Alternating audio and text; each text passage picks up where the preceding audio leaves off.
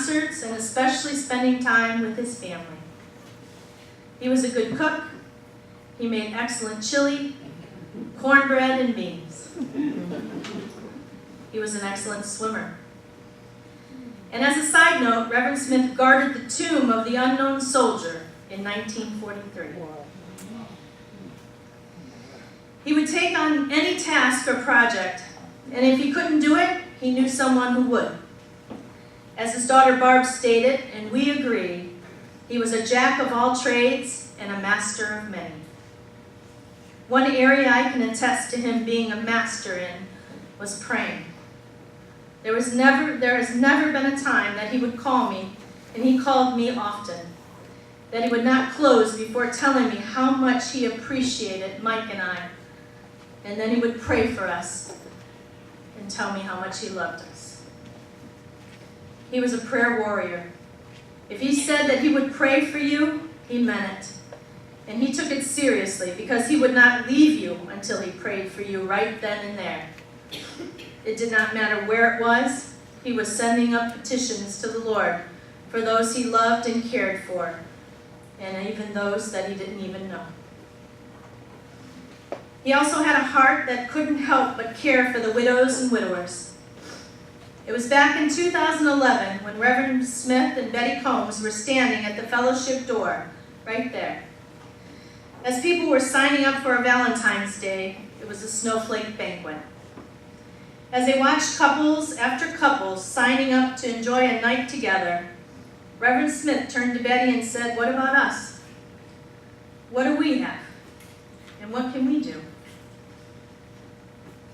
It was not long after that Reverend Smith, along with Betty and John Staten, met with Pastor Bob and the Widow's Mite Ministry was started. I'd like to take a few moments at this time to explain the Widow's Mite Ministry and the intentions of Reverend Smith to be there for those that had lost their husbands and wives. The loss of your mate, your companion, your best friend, your husband, your wife, is a loss that is not the same as any other loss. I'm not saying that there are not those that grieve even more in other situations, but I am saying that watching or experiencing death of a wife or husband is an extremely emotional and lonely feeling, that of which would feel like the amputation of a limb. And even though you may be able to receive an artificial limb, it is and never will be the same as it was before. Of course, everyone experiences grief differently. And if you are experiencing grief, here at Grace Baptist, we have an excellent ministry called Grief Share. This ministry is run by one of our own widows and team member, Sherry Foster. This ministry not only helps you to deal with the different types of grief, but helps you to understand what you are feeling and to know that you are not alone.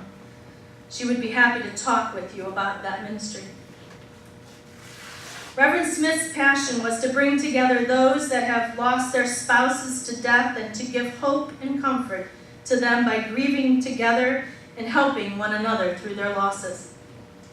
Reverend Smith knew, and we know, that there are many hurting people in our church that have grieved in many ways through many circumstances, and our hearts and prayers go out to them. But this ministry is for the widows and widowers.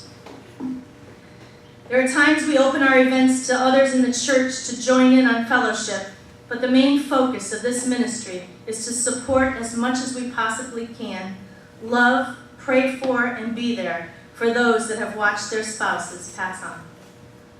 Bringing together the widows and widowers forms a bond that helps each other to get through the similar circumstances they are facing and the loneliness they are feeling. Reverend Smith related to this loss and was able to minister to each of our widows and widowers, just as we intend to continue doing with this ministry. Reverend Smith passed away from this life on June 10th, 2017, at 93 years old. This is only 1 week after he had drove by himself down to Georgia to attend the surprise 90th birthday party for his dear sister Helen. This is another side note. Reverend Smith drove hundreds of miles, probably thousands of miles, straight through to his destination on many, and I mean many, occasions. But I do want to bring up one of those occasions. It was probably a year or so ago, when he had come back from one of his trips, when he told my husband Mike to come out and take a look at his car. Well, of course, Mike did, and saw that the side view mirror was ripped off the car. Once asked about what had happened, he proceeded to explain that while on the freeway going at a high rate of speed, a semi moved over a little too close and took it off. Mind you, this did not move him to pull to the side of the road or even stop to change his shorts. This is a man who did not have the Lord as his co-pilot, but the Lord was driving and he was along for the ride. So back to the last week of Reverend Smith's life. After the second time that week of ending up in the emergency room, that was, of course, after spending Friday night watching the Cavs game with his daughter Barb, calling Betty to see how she was, doing along with a few other calls. The doctor had thought maybe about sending him to the Cleveland Clinic to try a new procedure. But of course, with so many factors against him, such as a leaky heart valve, one kidney, a widowmaker blockage, how appropriate that was, along with the fact that he was 93, that chance of a successful procedure was highly unlikely. After being informed of his chances, Reverend Smith commented to his Christian doctor that I have more there than here. So I'm okay either way. Amen. Well, the way he took was the right way, and the Lord met him and took him home. And we can rest assured that he is okay. Amen. Sometimes you will never know the true value of a moment until it becomes a memory. We love and miss you, Reverend Smith, and will continue as you would want us to do. We want you all to know that the Widow's Mite Ministry will continue following in Reverend Smith's footsteps, and the team, Reverend Smith's team, will continue bringing the widows and widowers together for fellowship. We will continue to make visits and give encouragement.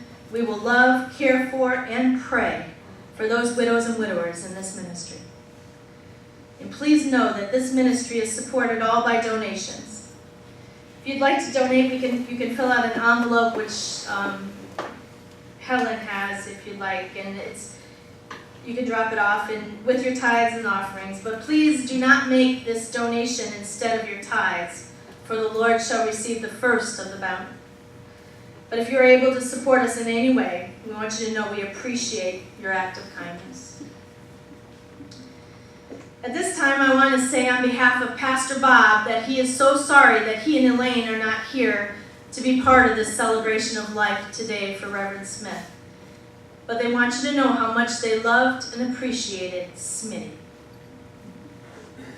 So Pastor left this for me to read.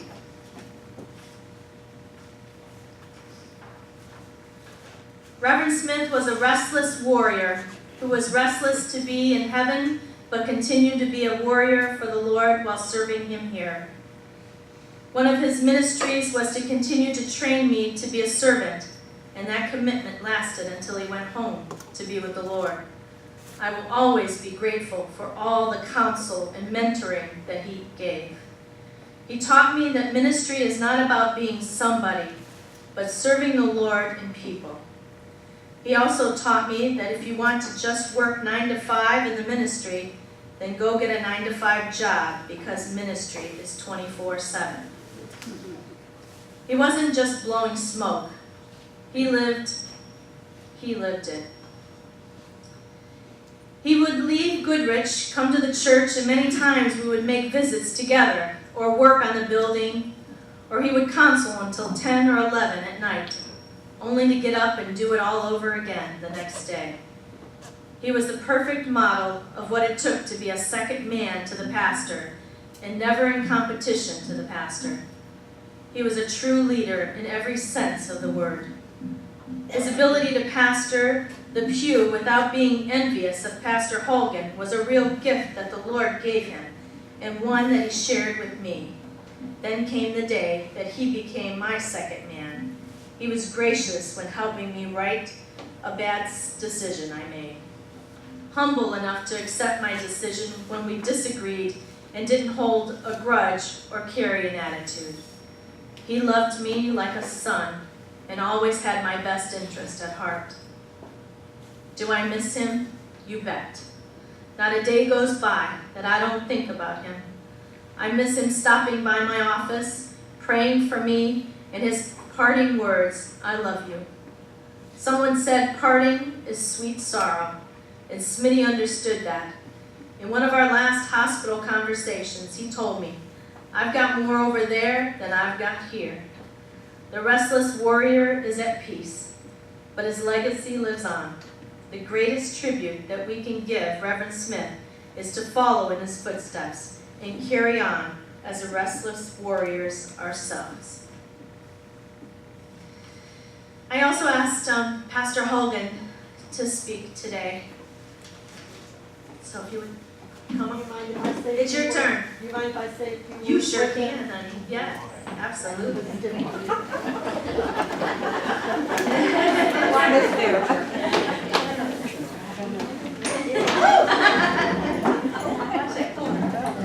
Usually I'm right here with you. You can't take your name or name here.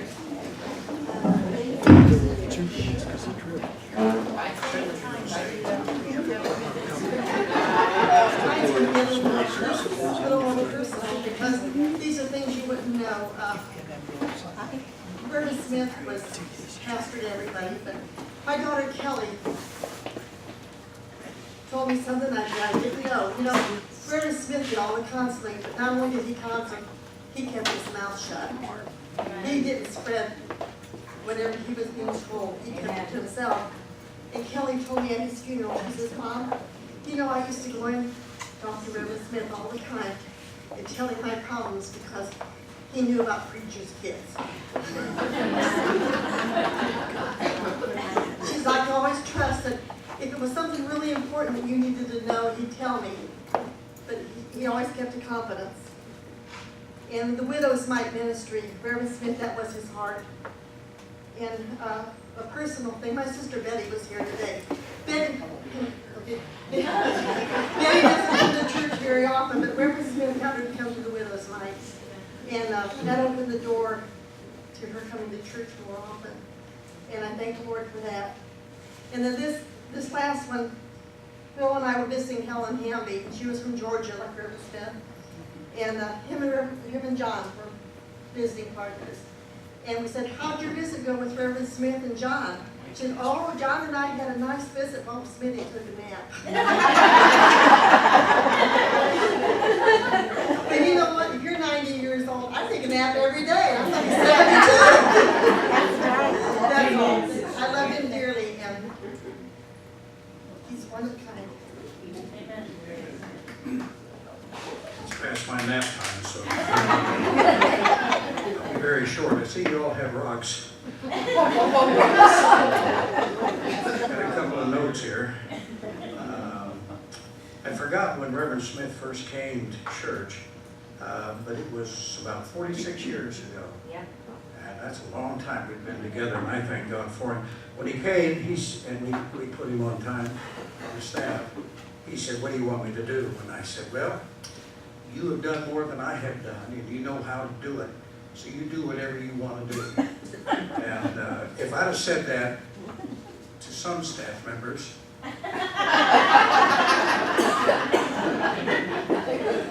they'd have been in bed today.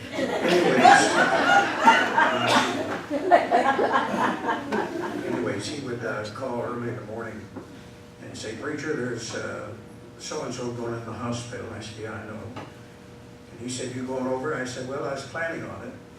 He says, well, if you don't mind, he says, I'll go over. You know, he said, I get up early. He said, I get up about 4 o'clock in the morning. I'll go over. And I said, oh, it's a big sacrifice on my part, but go ahead. And he made a lot of early calls for me, and I appreciated that so much. And what I found out, and I'll be short, what I found out is no one can pastor a church by themselves.